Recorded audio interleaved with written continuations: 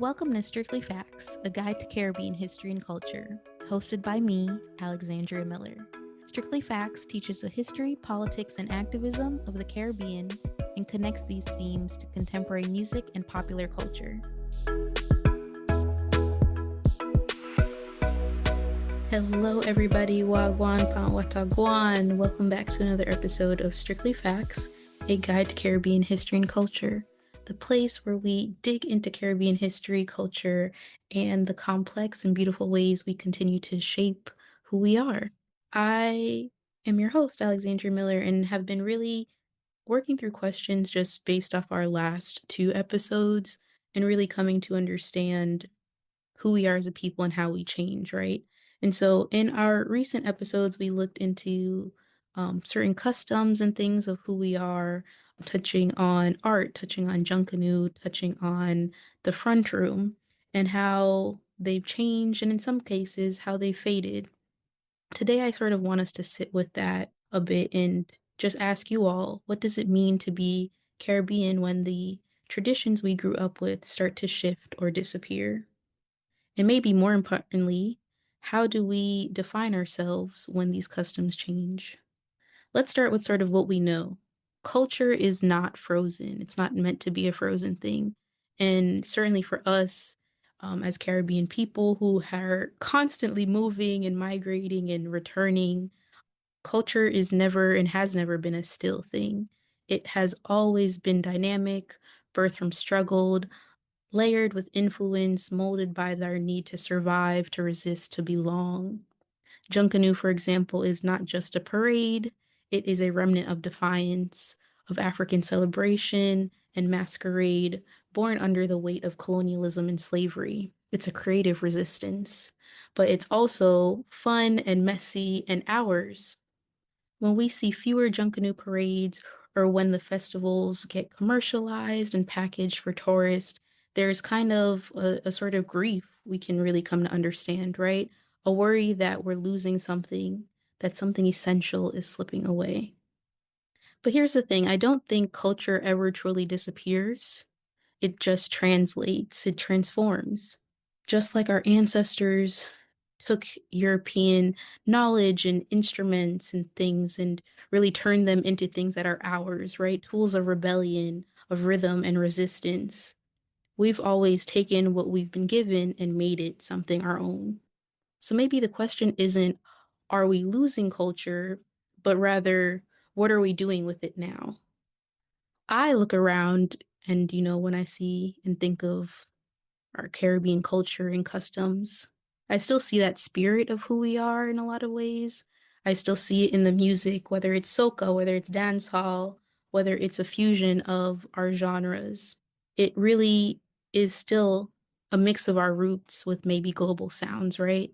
I see it in social media where there are, oftentimes satirical videos of, what our mothers did and how our parents grew us up, right?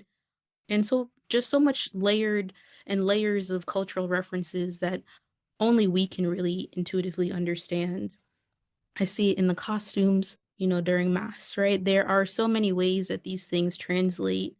And, though we may have not been a part of our grandparents or elders' generations and experienced some of their experiences, we still sort of understand the power of performance and the power of our culture. I also see in the small things, right? In the slang, in the recipes that are passed down, in the sound systems, in our experiences. I was brought to this also in a sense of a way through a recent podcast episode on style and vibes. So big up to Michaela. We are a part of this beautiful breadfruit media family. And she and our lovely producer, Carrie Ann, had a just tremendous conversation about dancehall culture evolving, and how we even come to understand it depending on where you lean, as part of sort of the millennial gap and now going into the Gen Z era, right? Where are you? Are you an 80s or 90s dancehall person? Or are you still jamming with what is now in our current 2025 state, right? And so all of these things I think are really helping to underscore how we understand these shifts, but it's still an important part of who we are and how we tell our stories, right?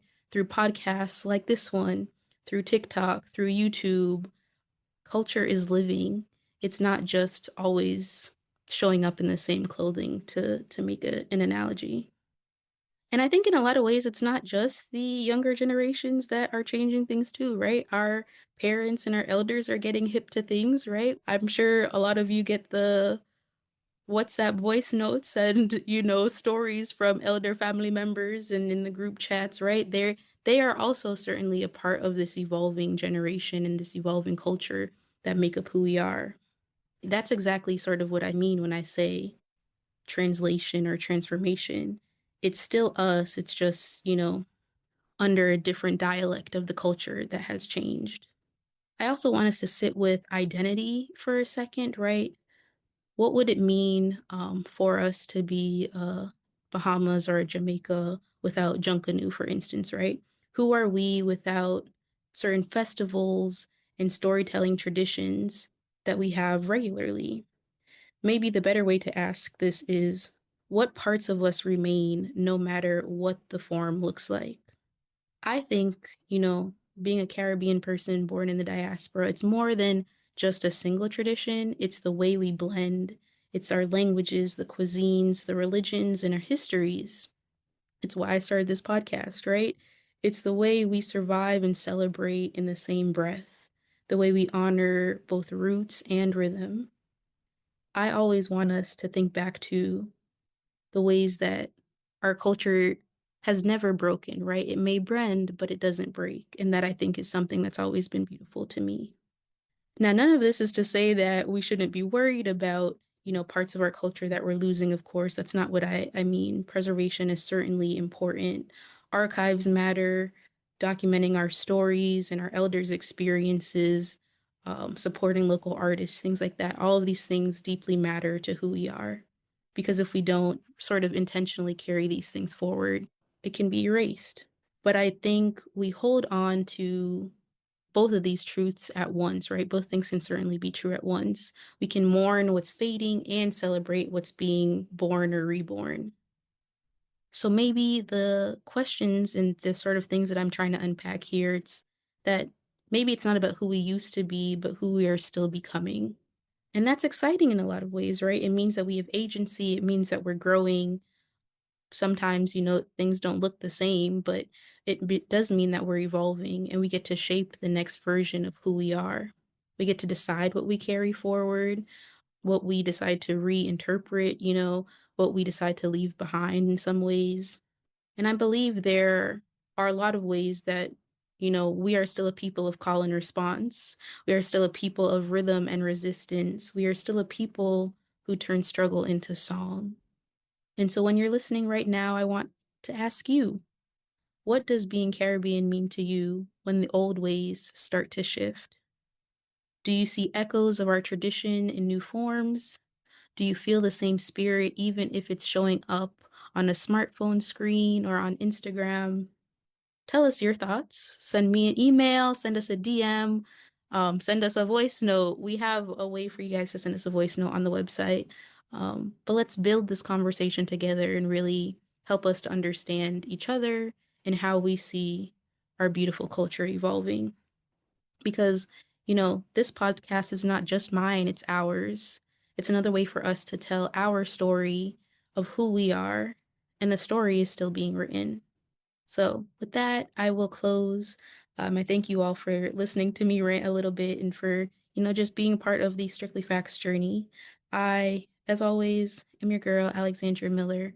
Until next time, Licklemore. Thanks for tuning in to Strictly Facts. Visit strictlyfactspodcast.com for more information from each episode. Follow us at Strictly Facts Pod on Instagram and Facebook and at Strictly Facts PD on Twitter.